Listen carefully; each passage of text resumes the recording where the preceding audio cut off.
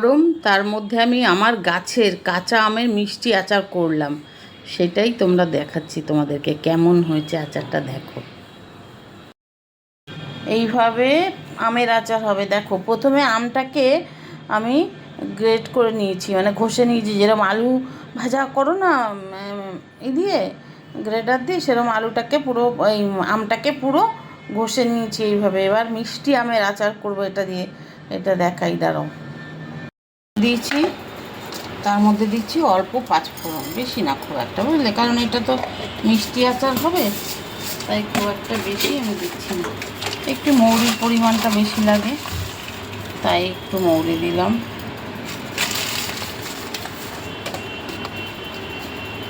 ঝাল মিষ্টি হবে, বুঝলে, বেশি টক ঝাল সব মিশিয়ে হবে।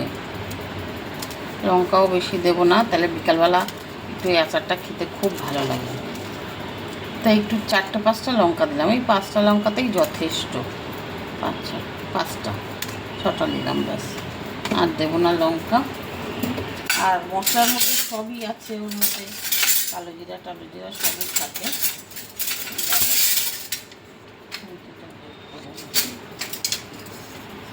এটাকে ভেজে নিই, একটু মশলাটাকে ভেজে নিই, তারপর তোমাদের দেখাতে।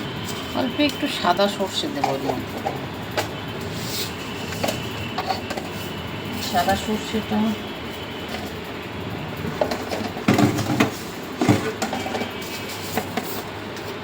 একটুখানি সাদা সর্ষে দিয়ে দাও। সাদা সর্ষে দিলে না একটা আলাদা টেস্ট হয়, জানো তো। সাদা সর্ষে দিলাম, দিয়ে মশলাটাকে একটু ভেজে নেবো ভালো করে। না ভাজলে ভালো হবে না, তারপর মিক্সিতে গুঁড়ো করে করছি, তোমাদের দেখাচ্ছি। মিষ্টি আচার কিন্তু খেতে খুব ভালো লাগে না। আমি যদিও চিনি দেবো না, গুড়ের করবো, কারণ সবারই একটু একটু সুগার তো আছেই যেন, তাই না। আমি আজকে কী করবো, গুড়ের আচার করবো, এটা মিষ্টি মিষ্টি। বিকালে না একটু মুখটা কেমন লাগে দেখবে, ঘুম থেকে উঠলে তখন যদি এই আচারটা খাও খুব কিন্তু ভালো লাগবে। একটু কমিয়ে দিতে হবে গ্যাসটা, নাহলে পুড়ে যাবে। অল্প মশলা দেবে, বেশি মশলা এটাই দরকার নেই। এটাকে আমি গলিয়ে নিলাম, ঠিক আছে, গুড়টাকে গলিয়ে নিলাম। এবার ওই যে গ্রেট করে রাখা আমটা এটাকে দিয়ে দিচ্ছি পুরোটাকে।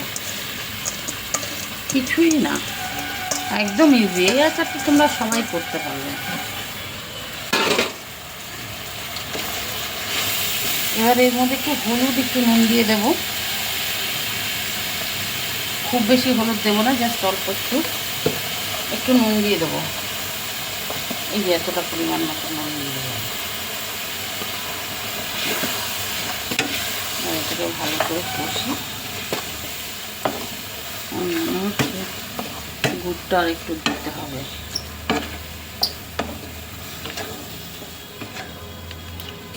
দেখি কেমন হয়।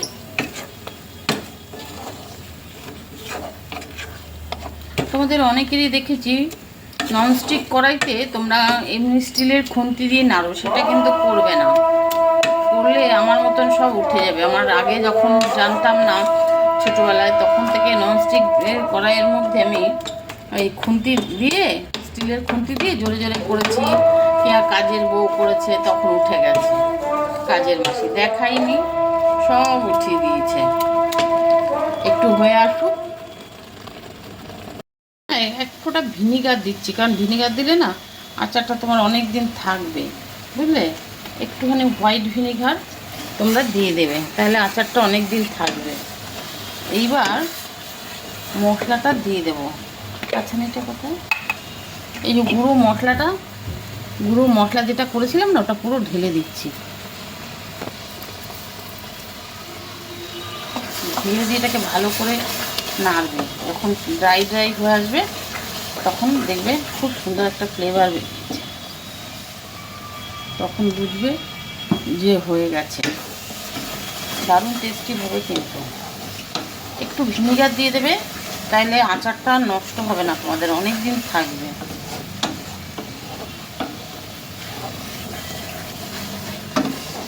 দেখো আচারটা কেমন হয়েছে, সুন্দর। আমগুলোও রেখেছি তোমাদের দেখানোর জন্যে। সুন্দর না? এটা কাঁচা আর এগুলো পাকা। দেখো মিষ্টি আচার কাঁচা আমের, দারুণ হয়েছে। আমি একটু টেস্ট করে দেখলাম, তোমরা কিন্তু করো এইভাবে আচারটা, এত সুন্দর লাগবে না খেতে। শুধু খেতে পারবে, রুটি দিয়ে খেতে পারবে, শুধুটাই বেশি ভালো লাগবে। বিকালবেলা একটু খাবে, দুপুরবেলা দেখবে, তখন মনে করবে দিদি ঠিক বলেছে। এত সুন্দর হয়েছে না আচারটা, কি বলবো। তোমরা কিন্তু খেও। দেখো আচারটা কমপ্লিট হয়েছে বানানো, কি সুন্দর হয়েছে যে টেস্টি, সে আর কি বলবো। খেয়ে টেস্ট করে দেখলাম, এই যে গাছের আম আর এই যে আচারটা মিষ্টি আমের আচার, খেয়ে দেখো তোমরা বানিয়ে।